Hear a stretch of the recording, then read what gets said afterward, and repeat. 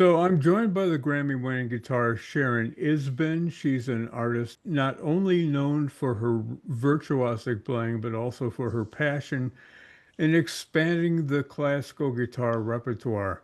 And we're here to talk about her latest album, which is titled Romantico. It's a collaboration with the composer Karen LaFrac, who has written some lyrical and emotionally rich pieces, and we'll hear that throughout this recording. Sharon Isbin, welcome to FM 91. Thank you so much, Brad. A pleasure to talk with you again. Now, can you tell us about the main piece, the centerpiece of the album, which is the Miami Concerto? Well, it all started when I received an invitation from the National Symphony Orchestra in Washington, D.C. to perform something called Bailamos, which means we dance. And it turned out that's the first movement of the Miami Concerto for Guitar and Orchestra. And Bailamos is a guaranco, which is a form of Cuban rumba. So it turns out all of these movements are related to dance, to Latin dance. And the influence in the title, Miami Concerto, is that Karen LaFrac lives part of the year in Miami and really has fallen in love with the multicultural influences there from Latin America, Africa, and Europe, which congregate in the music and in the spirit of the city. So the work opens with what is really a sunset in the slow winds and orchestra. And when the sun sets, it's an invitation to the dance, and thus the Bailamos. So the performance with the National Symphony of that first movement, it was a world premiere, was in the fall of 2023 at their annual Labor Day concert on the US Capitol lawn for over 10,000 listeners. It was such a success that they said, please, will you do the world premiere of the whole concerto in January 2024 with the Miami Symphony and Eduardo Marturet, who commissioned the work from Karen. And I said, of course. And that too was, the audience went nuts. So Karen and I said, well, we have to record this. And in October of 2024, we were able to bring the original conductor, Enrico Lopez Yanez, who had done the National Symphony performance with me of the first movement, into the studio with the Orchestra of St. Luke's.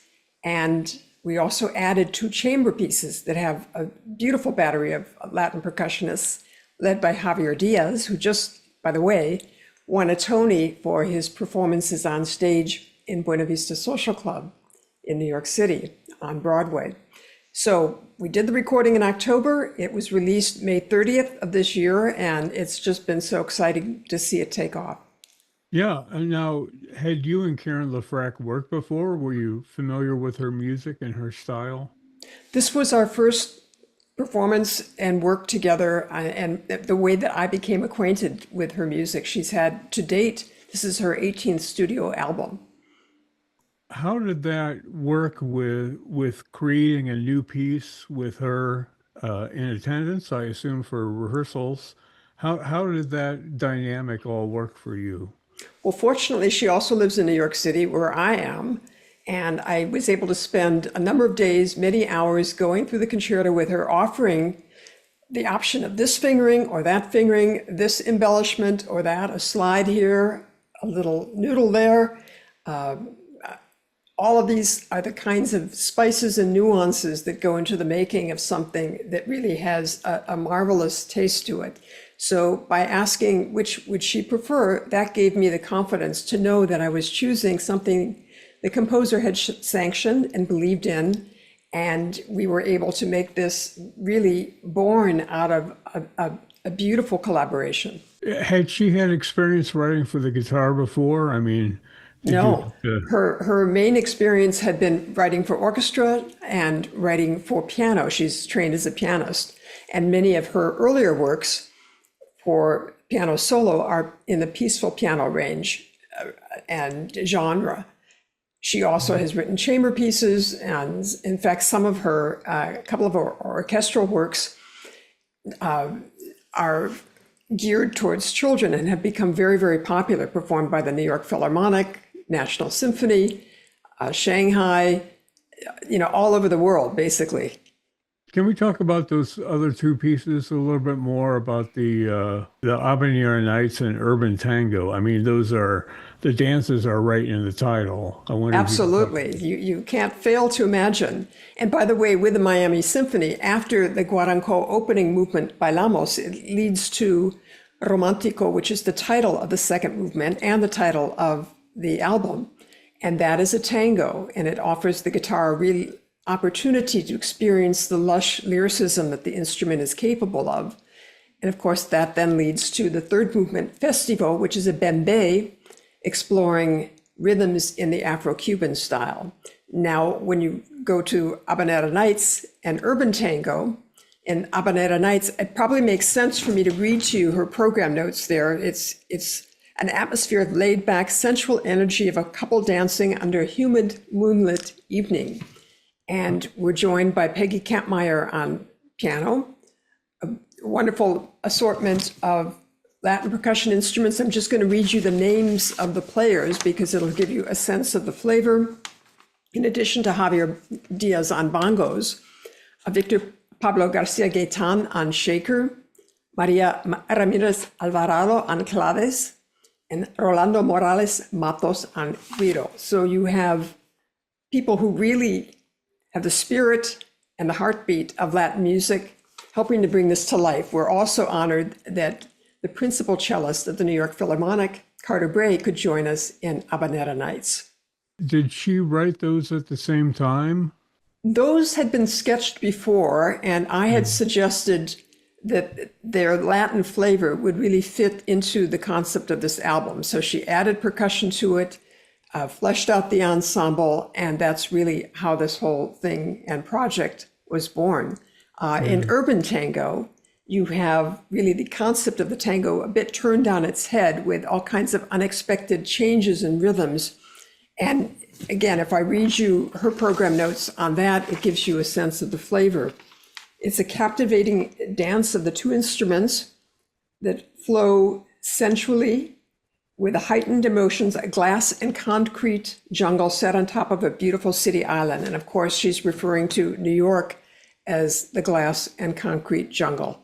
She's very much a writer too, as well as a composer And a dog trainer, and a dog trainer. Yeah. world-renowned prize-winning poodles. Wow. That's a unusual fact that we didn't know. Well, the name of the album, I'm curious why you decided to name it after the second movement of the Miami Concerto. Because it really, it captures the romantic spirit of all the music. And that, titling it after the second movement, just totally made sense in terms of sharing that spirit and the feeling that a listener is about to experience if they hear the album. Yeah. Where does this album fit in with your career as a performer? I mean, what does it mean to you specifically?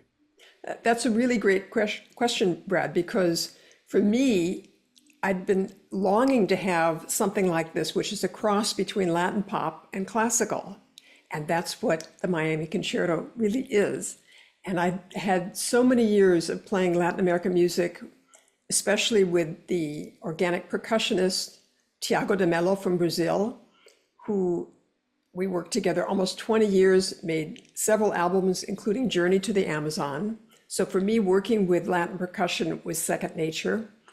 That carried into other collaborations with percussion that I've done in recent several years with my group Strings for Peace with Amjad Ali Khan, his son Zaman and Ayan Ali Bangash, and our fabulous tabla player, Amit Kaftakar. The Khans are the leading performers of the sarod, an instrument that is also strung, but with metal strings and played with a pick. Unlike us, we use our fingernails.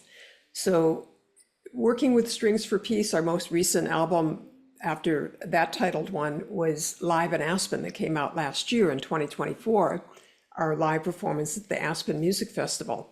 And it really brings together the idea of Spanish music and its heritage with North Indian classical. When you think of the Romani who left hundreds of years ago, many who migrated to Other parts of Europe, including Spain, became part of that flamenco movement, which inspired so many Spanish composers.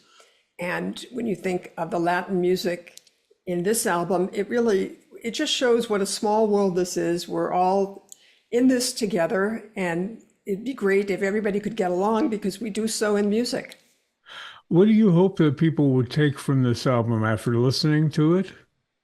It's just so joyous, and I think that we all need a dose of that every day. And the music really communicates that in such a positive way. There's not one extra note, not one extra measure. It's music that not only makes you feel like dancing, but enlivens your spirit and communicates such positive love and energy. Sharon Isbin's latest album is called Romantico, a collaboration with the composer Karen LaFrac. And Sharon Isbin, thank you for spending a little time and giving us a little insight into the album. My pleasure, and always a joy to talk with you, Brad.